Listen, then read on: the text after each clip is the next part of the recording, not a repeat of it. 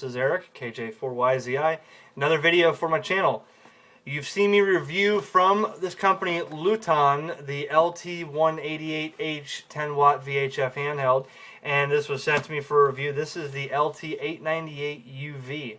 Now, this is similar to a couple other models you may have seen on the market, like Leixen, Leixen, and some others. This one in particular is from Luiton. So I just got this radio and I haven't even unpacked it yet, so we're going to do it together and check it out and see what it's all about. I was surprised when I have to say, looking online, once I got this box, I was surprised at the size of the radio. I didn't know it was the size that it is, so we're going to take a look. This is the LT-898UV. And the link to the description for the Amazon store and the website for this company is in the description. All right. So the first thing, CD for programming software. It is computer programmable. Okay. This is the manual for the radio. It has some things in here about setting it up, using it, functions and stuff. Okay. So here later in the video we'll get to what the functions do and stuff. Look at the size of this radio. And tell me this isn't cool. This is cool for a couple different reasons. All right, that's still sealed. I haven't even opened it yet.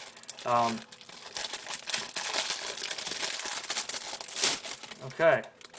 Look at the size of this thing. I didn't know that. I really didn't know it was this size. This is tiny. And the good thing about this is you can sneak this in the car when the wife doesn't want you to have the big old Kenwood or Yaesu in there. You can sneak this in there. It is quite small. This will actually fit in the little spot in my dashboard under my radio in my Ford Focus. And it's got a little spot like that. This will fit right in there. All I have to do is run the power and the coax right through that hole. And it doesn't look that big. So I'm surprised at the size of this thing. A little 10 watts on high. And so with this comes the microphone. Here's the microphone. Small microphone. Okay. It feels like a microphone from the Bofeng radios. It's got the really snappy click there, and it's lightweight. It doesn't have much to it. So that's, again, for compact radio like this, it looks like it's, you know, pretty durable. And it's got the 8-pin modular mic plug here. All right. That goes on like that. So also we get mounting bracket for it. And this is if you want to put it under your dashboard. You know, the screws are already in the radio, so that thing just looks really cool that small, I have to say. I thought it was going to be almost the size of a normal radio. I didn't realize it was this small looking at it on the picture. So that's the mounting bracket there. Alright, and this would be even cool if you have limited space in your ham shack and you just want to add VHF, UHF to your Radio Shack. You can put this in here and it will fit just about anywhere. It's light.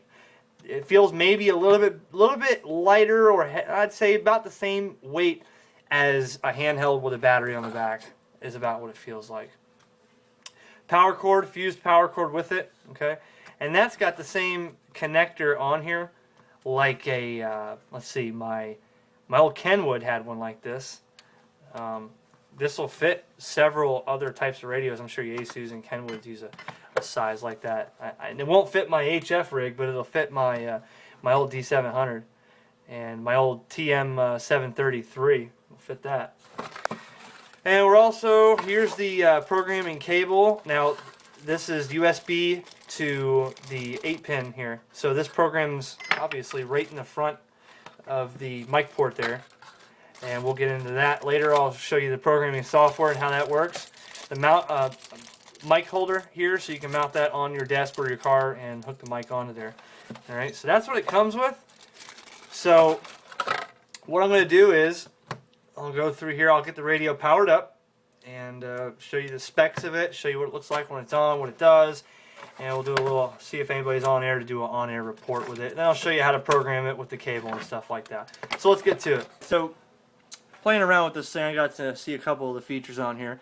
And I can't go through and tell you exactly, teach you how to use this radio because there's so many functions, but I'll get to the basics of what it does, how to get in the menu, how to do certain things.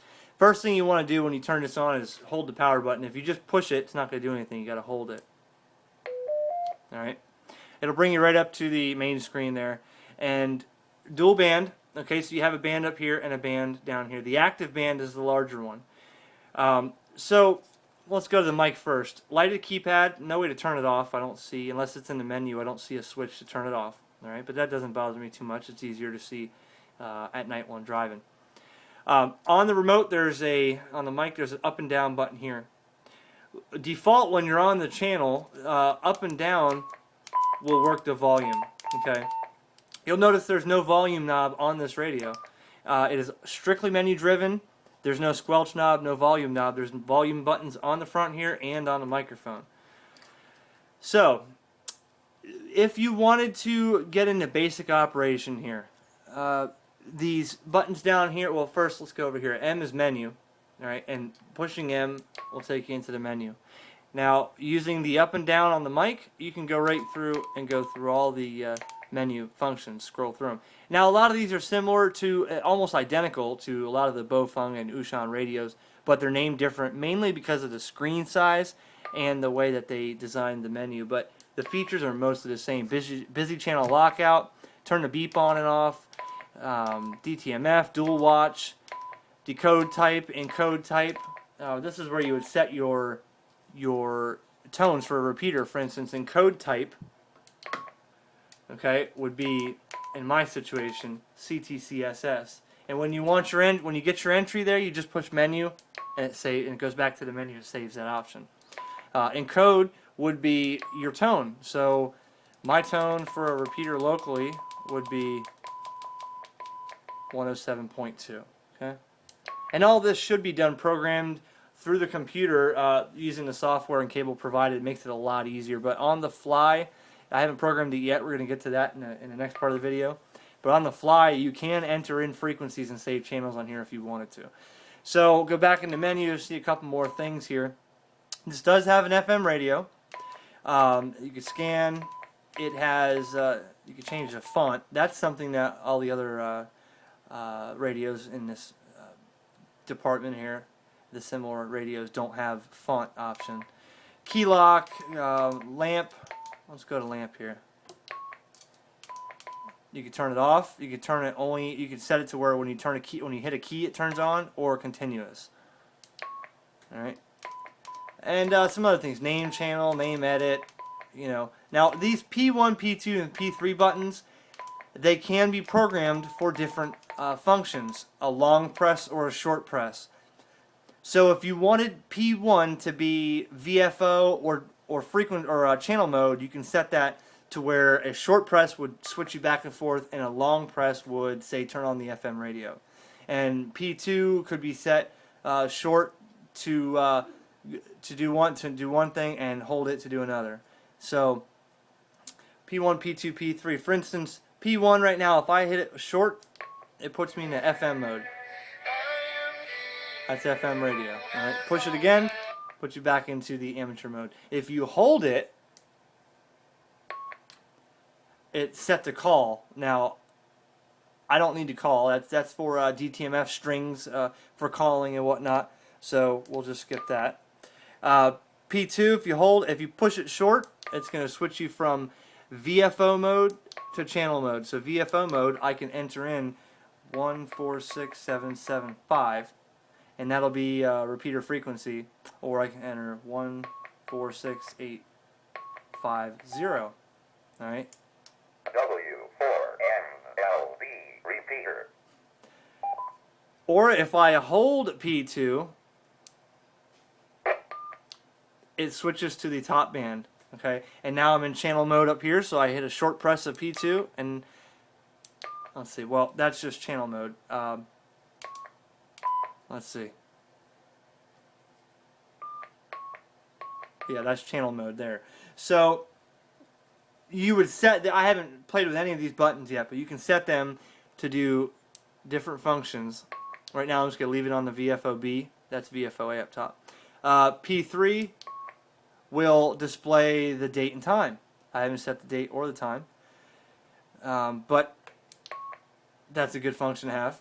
You know, if you want to see a clock, a lot of ham radios don't have a clock on them. So, and so don't get scared of it. It's not that you know, complicated to use. It's a little bit different from the Baofungs and stuff, but the majority is the same. Power levels. Your power on this radio is 4 watts and 10 watts. 4 watts being low, 10 watts being high. All right. Let's see. Repeater set, repeater type, battery saver, so that it goes dormant or it goes to sleep when it's not being used or hasn't received a signal in a while. Scan. You can set your scan up in the program software. Your squelch. Right now, squelch is on 2. It's about right. A lot of these radios, these China market radios, they are in the squelch number 1 is not a good place to put it because of the static that it picks up. It breaks squelch a lot, so you want to keep it at least 2. But other than that, let me see if I can get a audio report real quick. We're going to go. Let me see if I can key this in real quick. Go back to repeater set. Nope, that's not it. Repeater type. We'll go to simplex because this person is on simplex. Alright, and let me turn my power supply on here from my amp. And KF4PFI, this is KJ4YZI for a video test. Are you there, John? Yeah, go ahead, Eric. KF4PF crossband. Hey, John, I'm making a video. Just doing it on air here. Just wanted to see how everything's working, and I talked to somebody else earlier and just wanted to get it on video, see how it's working. Go ahead. Okay, real good, real good. Signal strength is good up here. I'm working on the omnidirectional antenna. Like I said, I went in and switched it before. But good signal, good audio. Everything is such for the 18 to 20 mile trip. Go ahead. All right, QSL. Well, I appreciate it. I'm just walking YouTube here through it, and wanted to get a audio test on simplex because sometimes the repeaters there's just nobody there. But I know John's always there, so I appreciate it. 7-3, and we'll talk to you soon. KJ4YZI. Okay, real good, Eric. 73 to you as well. KJ4YZI, KF4PFI crossband. You don't mind being in a little video, do you, John? Oh, no, man. No, not at all. Actually, I got a couple of videos of me on YouTube. People that record some of, signal strengths and stuff like that on 2 meters and some on HS as well. All right, fine business. Well, thanks for the audio report. Let me get back to it. KJ4YZI clear. No, man. Talk at you later. KJ4YZI, KF4PFI crossband. All right, so what I'm seeing here is the speaker back here sounds like it is a little bit. I don't know if that noise is coming from here or this thing is not really that. It's not really that stable on here. I'm not sure if it's vibrating against here, but that was pretty loud at volume 9. I turned it down. But that he lives in Melbourne, and that's a good 18, 20, 22 miles away on simplex. My antenna's not that high, so I turned on my amp on low power, but it is a 10-watt radio, and 10 watts can do justice with repeaters, local repeaters that are up 400, 500 feet. Simplex, sometimes it's a little bit tricky, but it works. Anyway, so that's that. I mean, overall, I like the compactness of this radio being this small. I like that, it's programmable with just like any other radio where you don't have to learn a whole new radio. It's kind of like I'm familiar with all the features, but it's just in a different place. That's what I mean. So let me get you to program it and show you how I program it and what the software looks like and how to get it opened up and stuff, and we'll see where that brings us. So your programming software and USB driver are located on the CD that comes with the unit. The USB driver should be the same as the prolific driver you have if you already have a Baofeng or Ushan radio, so you shouldn't need to reinstall it. The programming software, you'll need a WinAce program or a .rar file extractor to open it and install it on your computer. Once you have it installed, go ahead and look in your start menu. You should see a icon like this, X1 user, or you'll see it on your desktop over here as an icon. Once you click that, here's the programming software, and given that you know which COM port your USB cable is, you'll go up here to Tool and Communication Port, and you'll set yours here. It sees that mine is already 3. I know mine's 3, so I'm going to click that and choose Close. With the radio on in VFO mode on a non-busy channel, go ahead and click Program and click Read from Radio. Now you may get an error or two and you'll have to click Read again. So click Read and it should start downloading the software or the program memories from the radio. Now if you get that error, it should already have read, so the error, you won't need to wait until it's finished. It already read all the frequencies. This is an issue for certain versions of Windows, but again, and it'll stop at different spots here, but this shouldn't affect your ability to read all the frequencies. In this case, I'll show you real quick. I'll program a couple here. We'll do 146.520, and this is a simplex frequency, so it's going to be the same in both receive and transmit. You have your, a lot of people ask, why is there a DQT encode and decode? Normally you're only going to have to set your encode. The decode, chances are your repeater is not requiring you to decode a tone to receive it. So leave this off and just choose your encode tone if you had one. Your transmit power, high is 10 watts, low is 4 watts. Bandwidth will probably want to stay on the wide, which is 25 kilohertz wide. Scan add, if you have the add on, it's going to scan when you choose to scan. If you have it off, it's going to skip that when you're scanning. Your busy channel lock, leave that off. Most of these other features you really won't have to change. You'll leave the tail cut on. That's your squelch tail. Vox you probably set from the front of the radio when you need it. Your channel alias, this is the name for the channel, so we'll name this simplex.